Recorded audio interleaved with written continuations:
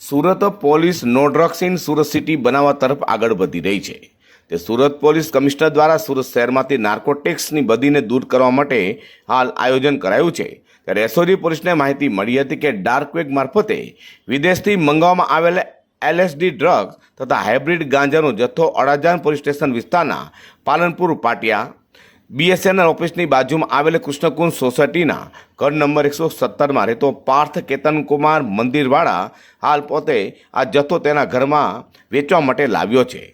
તે માહિતીના આધારે એસઓજી પોલીસે રેડ કરતા તેના ઘરમાંથી ડાર્ક વેબ મારફતે મંગાવેલ 42,50,000નું ડ્રગ્સ તેમજ 65,000થી વધુનો હાઇબ્રિડ ગાંજો મળી કુલ 43 લાખથી વધુના મુદ્દામાલ સાથે તેની ધરપકડ કરી હતી।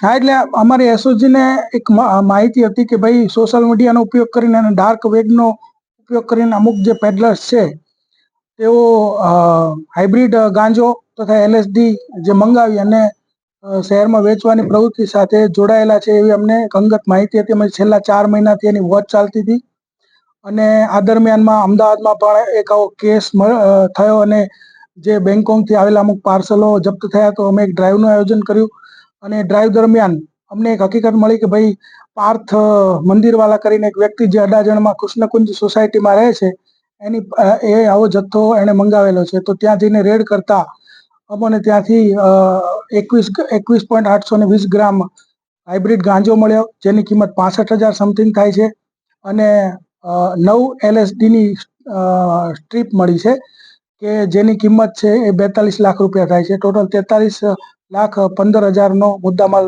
જપ્ત કરેલો છે। જે પાર્થ મંદિરવાલા છે આરોપી એ ઘરે મળી આવેલ નથી અને અમને માહિતી મળી છે કે તે બેંગકોક ખાતે છે।